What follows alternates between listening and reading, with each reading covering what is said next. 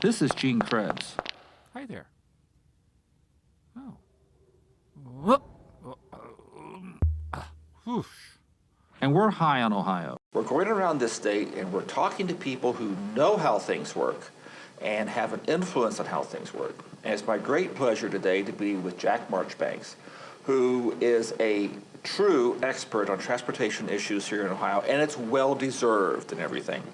Also, he's also an expert on jazz. We may get into that a little bit, and I can listen to jazz, but I cannot create jazz. But it's what my iPhone is mostly tuned to, is a series of jazz stations here on everything. So, but first of all, Jack, welcome. Thank you, Gene. And so tell us a little bit, first of all, how did you become so much interested in transportation? How did you become this to be your forte? It's a long and winding but not sordid tale. Okay, all right. I actually born in the South. I grew up in Dayton. Where in the South? I was born near Muscle Shoals, Alabama, so that's for, that gives you a little background on my interest in music. Okay. Came to Columbus after getting my master's in state and local government planning from Clark Atlanta University. Okay, And I've heard of it. Yeah, it's down there in Atlanta. Yeah, very well. Talk about a lot of interstates. Yeah. But I had the good fortune, or some people may not think it was that, but I had the good fortune of being assigned immediately as a Legislative Service Commission researcher to the venerable and legendary Cleveland Representative Ike Thompson. Oh my gosh. So with Ike, I worked By the way, I wear these chains around the tie. I understand this is something that Representative Ike always did too. Yes, and with a big number one on his, before rappers or hip hop artists, he was into outsized jewelry. But with with Ike Thompson, I worked on state and local government and transportation. So that was my entree to transportation here in Ohio. Okay. And a few years later, I had the opportunity to be appointed planning director for the District 6 regional office of the Ohio Department of Transportation. Which one's District 6? District 6 is the Central Ohio region. Okay. It's sort of like a big rectangle stood on the small end in the center of Ohio. You have Morrow, Marion, Delaware, Union, Franklin, Madison, Pickaway, and Fayette. I can remember that 10 years on. How about that? Yeah. 8 counties right here in the center of Ohio. And we really had a massive program. I happened to come into this position right at the time. There were mega projects developing in the planning stage, including the widening of I-270, the completion of I-670, the completion after eons, it seems, of US 35. These are projects, and the Plain City Bypass, these are all projects I was blessed and fortunate to be a part of as District 6 Planning Administrator, and then as District 6 Deputy Director from 1997 to 2007. Okay, all right, well, very good. And so, in all this now, but you also now are Vice Chair of TRAC. Now, this is one of those agencies that Bobby and Betty Buckeye have never heard of. I know. But it is, just like the Public Utilities Commission, one of the most powerful commissions out there that have a huge amount of the on the life of Bobby and Betty Buckeye. What is TRAC, and what's it stand for, and how's it all come? How it all come about? Well, TRAC stands for Transportation Review Advisory Council. It is primarily a body put in place way back in 1995-96 by the Voinovich administration. I remember it quite well. Which was being pilloried for all of these promised projects that were not coming to pass. And many of them were political promises. During campaigns, you have just... Jim Rhodes was famous for this. He'd stand on the courthouse steps and say, we're bringing the bypass through, and the county engineer and director of ODOT be standing back there, and they look at each other and go, did you know about this? I didn't know about this. Well, where did this come from? Well, it came from the governor. Well, Senator Shoemaker, Michael Shoemaker, former Senator Shoemaker, kept the list. And one of my first unpleasant jobs as a planning administrator for District 6 was to meet with him, and he put out this list, this giant photo album of all these news clippings Oh, going all the way back to LaSalle.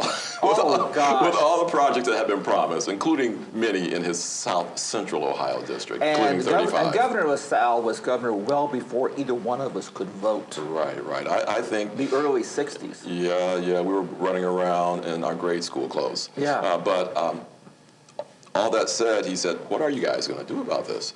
And he says, I have $50 million worth of unplanned projects, which would have been like $200 million today, when he told me about this back in '94.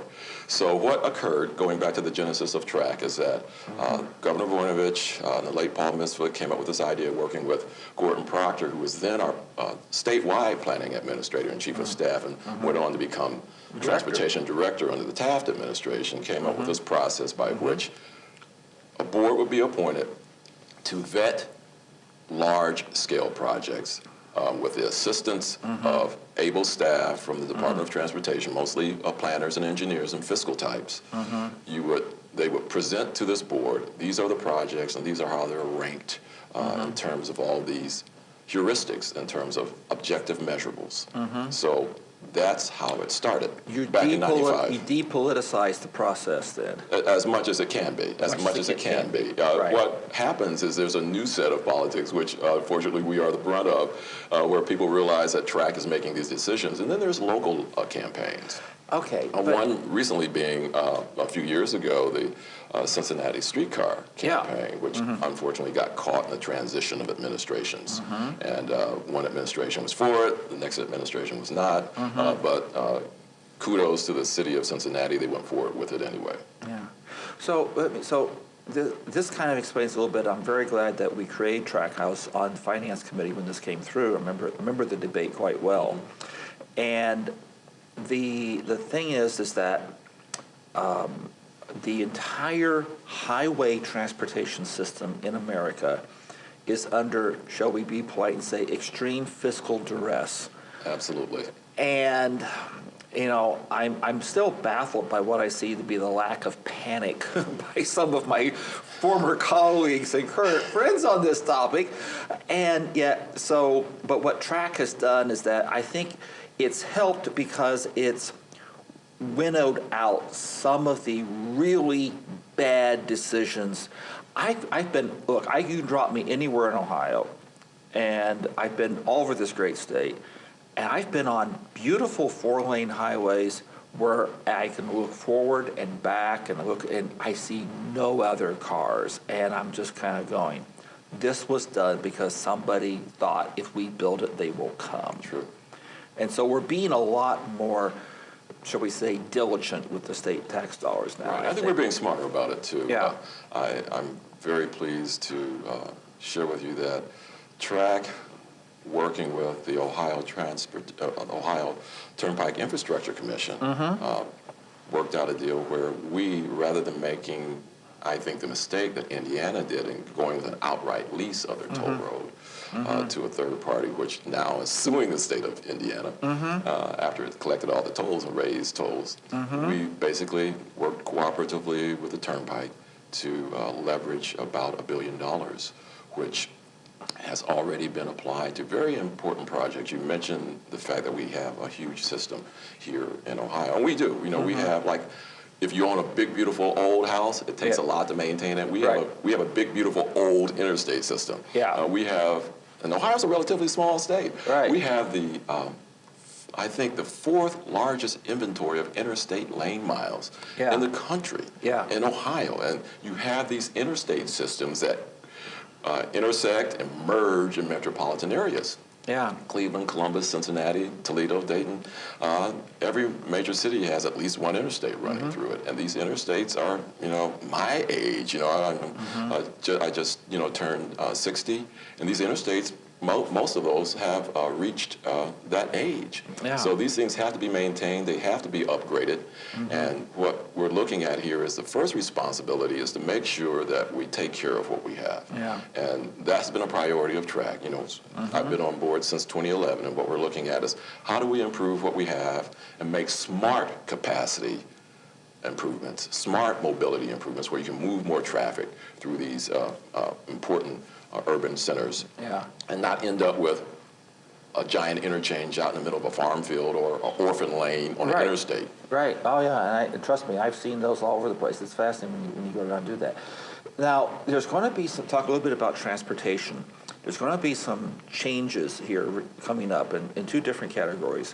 One of them is that because of recent changes to the health law here in Ohio, a whole series of activities that hospitals do are now going to be subject to the sales tax. That is going to create, I must use the blunt word, windfall for some of our public transportation entities that currently get a sales tax supplement in these larger urban counties. This kind of goes to the issue of, and since we're filming here in Columbus, and you're very familiar, if you live over on Livingston Avenue, and there's a job out at Cardinal Health out in Dublin, and it's going to pay $15 an hour, and your current employment is $10.50 an hour, but you're able to take public transportation to it, you can't get the much better paying job out at Dublin because there's no way for you to get there unless you go heavily into debt and you buy a car and you pay for How do we solve this problem? And I really think this is one of our ongoing problems with the income inequality problem we have in Ohio and the country, is that it is almost that your car you have to get yourself up out of poverty, but you can't afford a car if you are in poverty.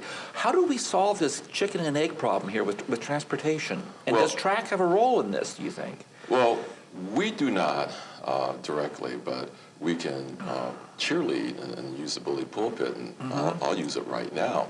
When I was at District 6, one of our initiatives was reverse commute, working with the Mid-Ohio Regional Planning Commission. Yeah. We hope to incentivize those activities by local transit companies here in Central Ohio, COTA and Central Ohio Transit Authority, where you actually add routes, you add buses to what I would call job centers. Okay. We were looking at that for Rickenbacker when it was hot.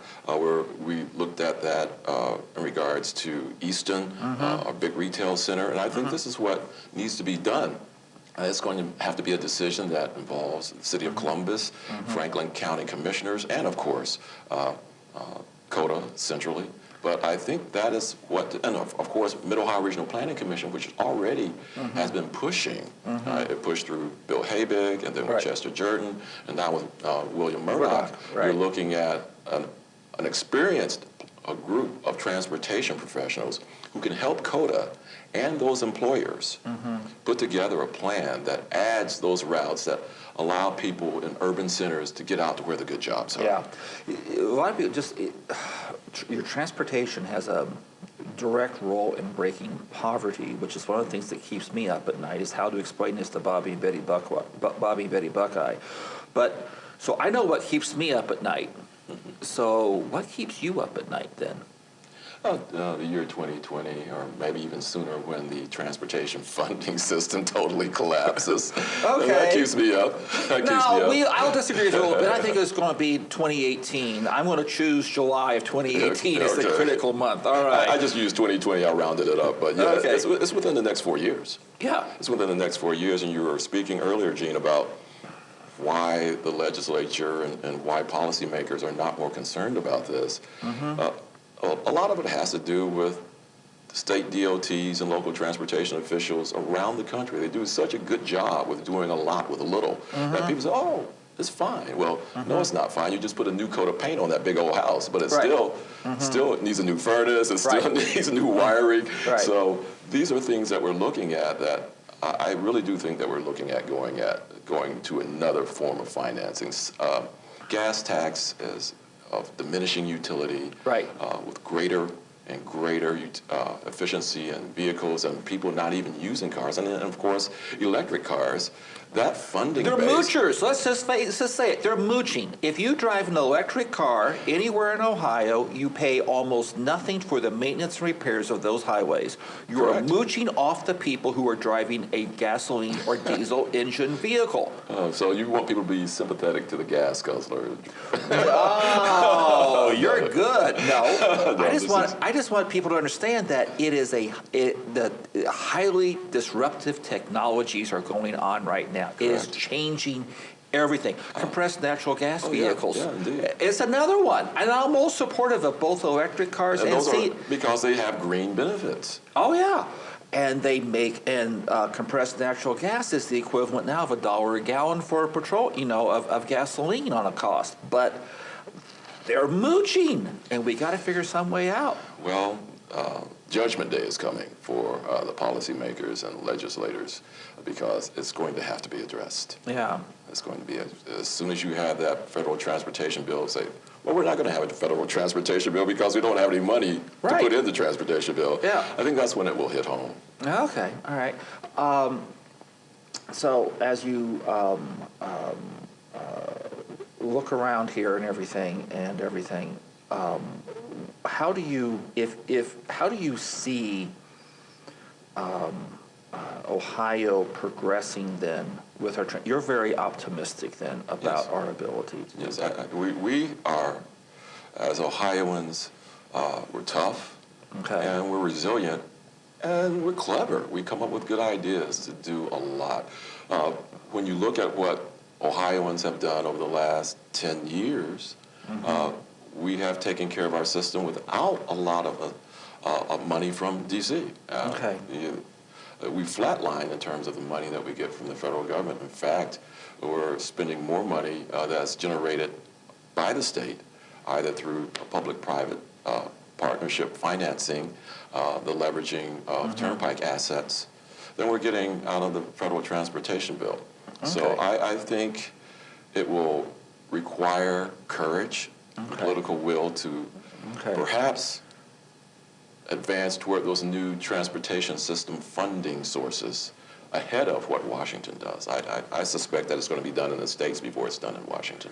All right, let me ask you this question. If you're all about traffic flow, you're also all about the flow of jazz.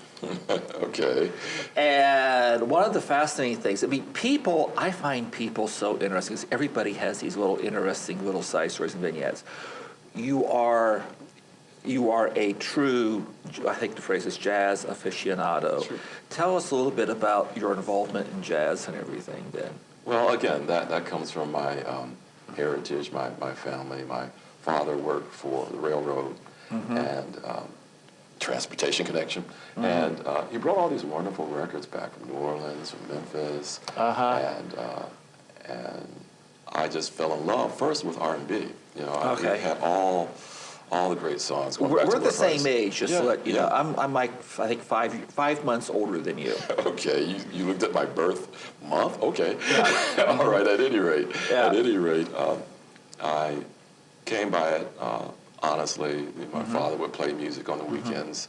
When he stopped from working with the railroad and took a factory job in Dayton where I grew up, that was how we entertained ourselves. I remember as a child running down to the local store to get the latest Motown 45 because it would come out like every few weeks. Yeah. And you would want to have that. Just like now the youth all download off of iTunes. Yeah, we have to run to stores and buy a 45. Yeah. But at any rate, we couldn't download it. But that morphed into a love for jazz. When I came to Columbus, ran into some wonderful jazz personages. Hank Marr, the great Gene Walker, who's still with us. They interested me in jazz, and I knew a little bit about jazz, but in meeting Gene and Hank Marr, and the great Ted McDaniel, the jazz professor at Ohio State University, I just started self-educating myself about jazz. And about 10 years ago, I started working for the local NPR station. WOSU? WCBE. WCBE. Yeah, 90.5 FM. And I did some work for WOSU also as a freelance music history reporter. So that got me into jazz. And for the last 7 years, I've been co-host of a weekly program here in Central Ohio on WCBE called Jazz Sunday. Casey Jones, a longtime R&B DJ who also knew a lot about jazz. He and I have been doing this for about 7 years. And we have great fun, and we play great jazz every Sunday, 3 to 6 on WCBE. So now, here's the question. Now, right now on my downloaded music portfolio, I have the Ahmad Jamal Trio. is the most played station I have. Yeah. Followed then by Break of Reality, and which is some other obscure. And I'm a great fan of some rather obscure jazz people. But if you had to pick one jazz artist out there for the viewer of this program to watch or to listen to, who would that be as an introductory jazz artist? For introduction to jazz, I would say the most accessible artist in terms of his music during the post-bop period would be Miles Davis. Okay. Miles Davis did a lot of ballads and a lot of standards. What a lot of people don't realize is that Columbia owned most of the Broadway catalog.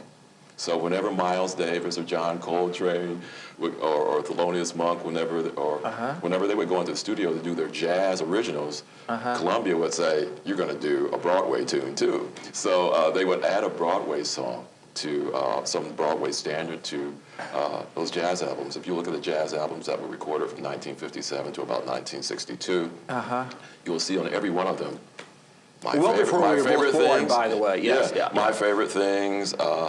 You see that from Coltrane. Someday My Prince Will Come from by Miles Davis. Whoa! These kind of things were not an accident. They were basically forced upon the jazz artists. And the jazz artists, being the consummate musicians and professionals they just didn't do a straight reading. They interpreted it. Yeah, and they improvised. Some of those interpretations of those Broadway and American songbook standards are fabulous. Okay. So that's a great introduction to someone who I said, well, I don't know anything about Miles Davis. Well, listen to Miles Davis play Someday My Prince Will Come. All right. Or listen to John Coltrane do My Favorite Things from The Sound of Music. Okay, now who is your favorite jazz artist? I don't think I have a favorite. I have a club. I have a cadre, if I may use that socialist word.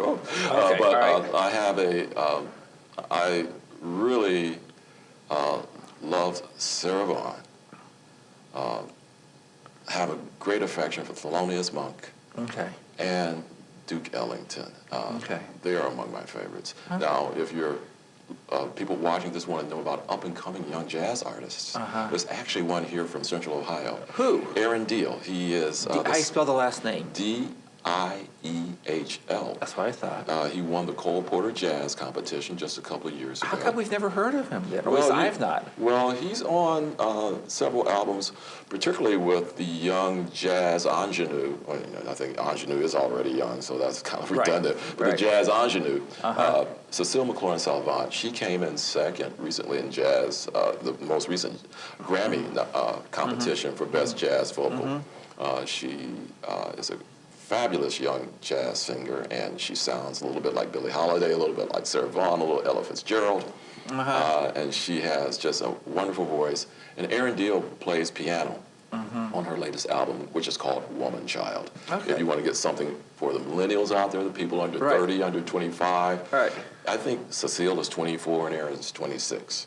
So these are young jazz artists on the rise. Aaron Deal coming from Central Ohio. Well, now, you've often heard me say here on the Center for Community Solutions show here that one of the things we talk about here on High on Ohio is, it's a remarkable state with remarkable people. And I just want to say that personally, this just simply proves that people should not say, oh, look, they're going to sit there and talk about transportation issues, asphalt versus concrete. How do you evolve? But people in Ohio, everybody has an interesting backstory. And Jack, you have one of the most interesting stories, and I think one of the most fascinating hobbies of people that we've come across here in Ohio. I really thank you and really appreciate this. So this is Gene Krebs, and on behalf of the Center for Community Solutions, we're High in Ohio. We've been sitting here today talking to Jack Marchbanks all about transportation in Ohio, the impact transportation has about all across Ohio, and the uncomfortable future that Jack and I have been forecasting for some time out there. If anybody would listen, that it's going to get difficult for us here to continue to fund our current transportation model. I'd like to thank you, Jack. You're welcome. Thanks. I appreciate it.